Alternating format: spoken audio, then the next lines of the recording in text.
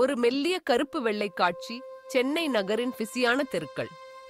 அந்த காட்சியில் ஒரு சாதாரண பஸ் கண்டக்டர் தன் சிரமங்களையும் கனவுகளையும் மறைத்து அன்றாட வாழ்க்கையை எதிர்கொள்கிறார். அந்த பையன்தான் சிவாஜி ராவ் காய்க்வாட். யாருக்கும் தெரியாத அந்த சாதாரண வாழ்க்கைதான் இந்திய திரை உலகையே அதிர வைத்த ஒரு வரலாற்று புரட்சிக்கு விதை போட்டது.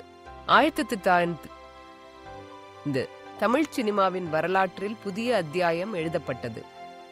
அபூர்வ ராகங்கள் திரைப்படம் வெளியானது. அந்த படத்தில் ஒரு புதுமுகம், தனிக்குரல், தனித்துவ நடை, ஒரே பார்வையில் மனதில் பதியும் முகம். அன்றுதான் உலகம் ரஜினிகாந்த் என்பவரை அறிந்தது. அந்த முதல் காட்சியில் இருந்தே அவரது நடிப்பும் நடையும் கண்களில் ஒளியும் ரசிகர்களை மயக்கத் தொடங்கின. காலங்கள் மாறின. திரையுலகில் பலர் வந்தார்கள், சென்றார்கள். ஆனால் ரஜினியின் பயணம் தொடங்கிவிட்டது. 70களில் அவரது கவலைக்கிடமான கதாபாத்திரங்கள் தீயவனாகவும் எதிர்மறை கதாபாத்திரங்களாகவும் திரையில் வலம் வந்தது.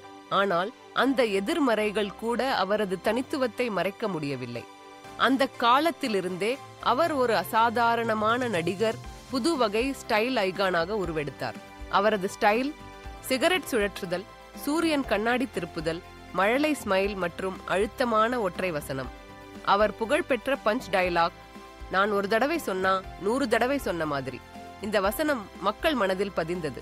திரையில் அவர் சொன்ன ஒவ்வொரு வசனமும் ரசிகர்கள் வாழ்வில் நம்பிக்கையை ஊட்டியது. குழந்தைகள் முதல் பெரியவர்கள் யாரும் அவரை பின்பற்றத் தொடங்கினார்கள். 90களில் ரஜினியின் புகழ் பன்னாட்டு அளவில் பரவியது. பாஷா ஒரு மாபெரும் திருப்புமுனை. அந்த படத்தில் ஒரு சாதாரண மனிதனாக இருந்து வெறித்தனமான தலையனாக மாறும் கதாபாத்திரம். ரசிகர்கள் திரையரங்கில் கொண்டாட்டத்தில் மிதந்தனர். பாஷாவின் வெற்றிக்கு பிறகு ரஜினியின் ஒவ்வொரு படம் வெளியானாலும் அது திருவிழாவாகவே மாறியது. பாஷாவின் வசனங்கள், நடிப்பு மற்றும் அந்த ஸ்டைல் தமிழ் சினிமாவின் கலாச்சாரத்தில் நிலைத்தது. முத்து படம் ஜப்பானில் வெளியானது. அங்கு முத்து ஓ என்று அழைக்கப்பட்டு ஜப்பானியர்களையும் கவர்ந்தது. இதன் மூலம் ரஜினிகாந்த் உலகளாவிய பிரபல நடிகராக உயர்ந்தார். தமிழரின் பெருமை உலக அரங்கில் ஒலிக்கத் தொடங்கியது. 2007இல் சிவாஜி எனும் மெகா பட்ஜெட் திரைப்படம் இந்திய சினிமாவின் தொழில்நுட்ப மேம்பாட்டை வெளிப்படுத்தியது. ரஜினியின் நடிப்பும் ஷங்கரின் இயக்கமும் ரசிகர்களை மயக்கின. அந்த படத்தின் ஸ்டைல், வசனங்கள், பாடல்கள் அனைத்தும் கலாச்சாரம் போல மக்களிடையே பரவின. 2010இல் எந்திரன் இந்திய சினிமாவின் வரலாற்றில் மைல்கல். ரஜினி ரோபோவாகவும் விஷவிலங்காகவும் இரட்டை வேடங்களில் அசத்தியார். அவர் தொலைநோக்கை, தொழில்நுட்ப வியூகம் மற்றும் நடிப்பின் பல்துறை திறனை காட்டினார். இந்திய திரைப்படம் உலக அளவில் பெருமை பெற்றது. ரஜினியின் புகழ் வெறும் திரைக்கு மட்டுமல்ல, அவரது வசனங்கள், நடிப்பு, ஸ்டைல் இவை அனைத்தும் ரசிகர்களை பிரமிக்க செய்தன. ஆனால் அவரது வாழ்வின் உண்மையான அழகு அவருடைய மனப்பான்மை, எளிமை மற்றும் தனிமையை பற்றியது. ரசிகர்கள் பல நாடுகளில் இருந்து வந்து அவரை சந்திக்க நினைத்தனர். அவருக்காக கோயில்கள் கட்டப்பட்டன. அவருடைய பிறந்த நாளில் நகரமே திருவிழா கொண்டாடியது. சினிமாவிற்கு அப்பால் ரஜினிகாந்த் ஒரு சமூக பணியாளர். அவர் தனது புகழை பயன்படுத்தி பல சமூக செயல்களில் ஈடுபட்டார். தனது சம்பளத்தின் பெரும் பகுதியை தர்ம பணிகளுக்கு வழங்கினார். ஏழை எளிய மக்களுக்கு உதவ எப்போதும் முன் இருந்தார். அவரது பண்புகள், தன்னம்பிக்கை, எளிமை மற்றும் ஆன்மீக சிந்தனை அவரை ரசிகர்களிடையே ஒரு உண்மையான தலைவராக மாற்றின. ரசிகர்கள் அவரை கடவுளாக மதிக்கின்றனர். அவரது புகைப்படங்களை வீடுகளில் வைத்து பூஜை செய்கின்றனர். அவரது படங்கள் வெளியாவதற்கும் முன்னால் பால் அபிஷேகம், பட்டாசு வெடிப்பு, சிறு பிள்ளைகள் முதல் முதியவர்கள் வரை அனைவரும் திரையரங்குக்கு ஓடுகிறார்கள். பல பிரபலங்கள், விமர்சகர்கள் மற்றும் திரையுலக நட்சத்திரங்கள் ரஜினியின் எளிமையையும் பண்பையும் புகழ்ந்துள்ளனர். பிரபல இயக்குனர்கள் அவர் எப்படி நடிக்கிறார் என்பதில்லை, அவர் எப்படி வாழ்கிறார் என்பதே முக்கியம் என்று கூறுகிறார்கள்.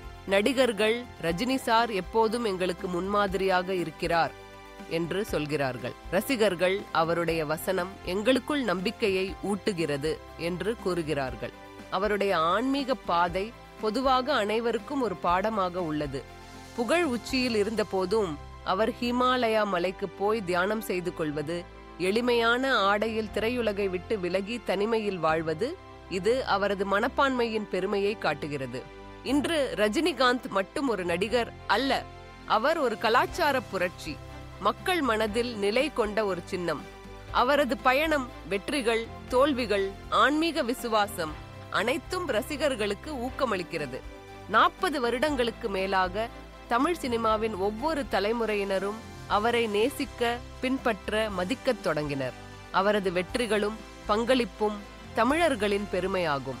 இந்த பயணத்தில் ரஜினியின் பாதையில் நடந்த ஒவ்வொருவரும் அவரது பண்புகளை, உழைப்பையும், தனிமனித தன்மையையும் கேட்டிருக்கிறார்கள். அவரது வாழ்வின் ஒவ்வொரு கட்டமும் வாழ்க்கையில் போராடினால் வெற்றி நிச்சயம் என்பதை நிரூபிக்கிறது. திரைப்பட உலகில் அவர் செய்த மாற்றங்கள், பங்களிப்புகள், தொழில்நுட்பத்தில், கதையில், நடிப்பில், ரசிகர்களின் உறவில் அனைத்தும் இந்திய சினிமாவின் வரலாற்றில் தனி இடம் பெற்றுள்ளன. உலகமெங்கும், ஜப்பான் முதல் அமெரிக்கா வரை அவரின் ரசிகர்கள் கூட்டம். அவர் நடித்த படங்கள் பல மொழிகளில் மொழிபெயர்க்கப்பட்டன. பல நாடுகளில் அவரது படம் வெளியாகும் போது அந்த நாட்களே திருவிழா போல அமைகின்றன. இன்று நம்மால் அனைவராலும் சொல்ல முடியும், ரஜினிகாந்த் என்பது வெறும் பெயர் அல்ல, அது ஒரு உணர்வு. வெறும் நடிகர் அல்ல, அவர் ஒரு புரட்சி. அவரது வாழ்வும் வாழ்க்கை முறையும் நம்மை அனைவரையும் சிறந்தவர்களாக உருவாக்க தூண்டுகிறது. இந்த 10 ஆண்டுகளும் அவர் காட்டிய ஒவ்வொரு பாதையும், வெற்றியும், தோல்வியும் நம்மை ஊக்குவிக்கிறது, நம்மை நம்பிக்கையுடன் வாழ உதவுகிறது. தலைவா, உங்களின் பயணமும் பண்புகளும் இந்த உலகத்திற்கு ஒரு வழிகாட்டி. நீங்கள் ஓய்வு பெற முடியாது, ஏனெனில் நீங்கள் எங்களை தொடர்ந்து ஊக்கமளிக்கிறீர்கள்.